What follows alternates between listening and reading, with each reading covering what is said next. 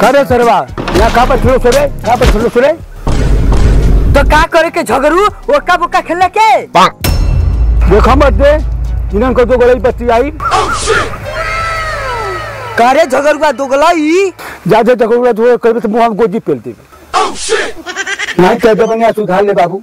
अरे महाराज इतना टाइट आवाज में काहे बोला तानी आज के दिन को लोग खास बका करे सरवा तो उनके मालूम नहीं खा क्या हमारे बर्थडे बा। अरे होलदार आज झगड़ू चचा के बर्थडे बा तो का करे के ना पेलहरुआ का पेलहरुआ। अरे अरे ज्यादा बकवास करवा जाना तो गणिया में पेल के उलेट दे।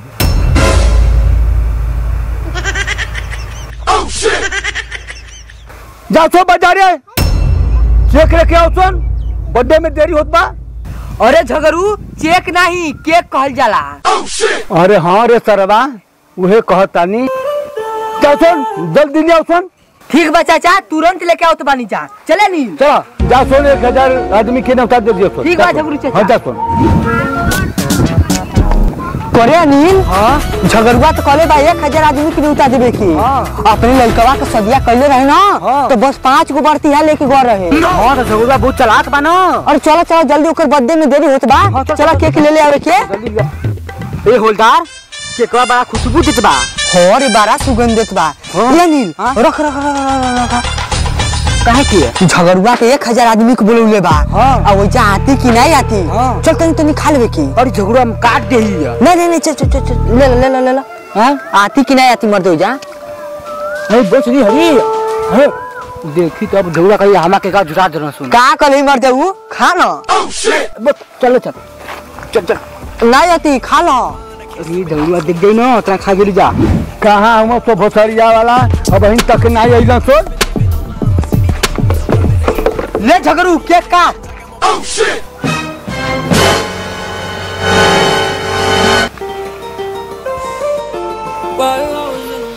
करे सरवा 1000 आदमी कहाँ गइला। अरे झगड़ू 1000 आदमी आई है ना तो खियाओ पिया में हग मुद देबो। हरे सरवा कुल में बहुत खर्चा लगेला और अकेला काट दे ही काट दे झगड़ू काट दे।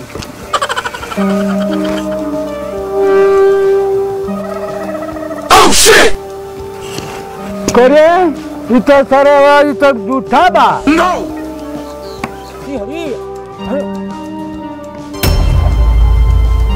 कहो तो सोने को काट के मूड़ी बर्थडे मना दे ही। अरे चचा ये झूठा नहीं बा ये डिजाइन बा काटी काटी झगड़ू काटी। हैप्पी बर्थडे टू झगड़ू भैया के हैप्पी बर्थडे हो झगड़ू की हैप्पी बर्थडे ये झगड़ू को बर्थडे मन गई तो हम कितना चला तो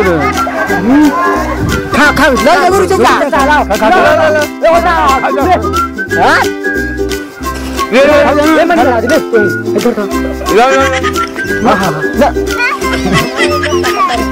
राजा गाँव घर बता दी क्यों चचा हाँ चचा गाँव घर बता दी तो चचा का बर्थडे मानूंगा चचा सही चला बोलता बैठा बैठा बड़ा बढ़िया केक हमारे बर्थडे का प्रसादी है तू लड़कन के बांट दे। ठीक बा झगड़ू बढ़ ए सबके बांट दो चली बांट मेरा भाई सबके बांट सबके ठीक बा झगड़ू चाप घबराई मत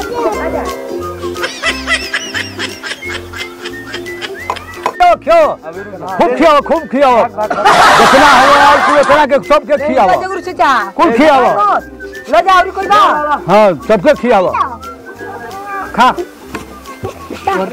गिरा दे हम ले लो तो गिरा दे।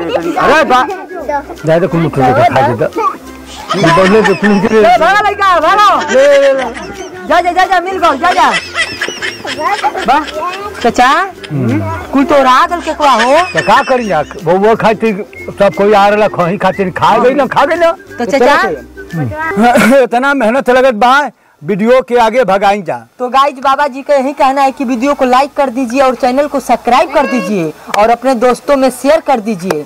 और भाई लोग इस वीडियो को बनाने में बहुत हम लोग का मेहनत लगा है और इस बाबू जी का मेहनत लगा है जो कि बाबा जी अच्छा एक्टिंग किए। तो गाइज और आगे कुछ बात होगा अगले वीडियो में। तो मिलते हैं किसी नेक्स्ट वीडियो में। जय हिंद, जय भारत।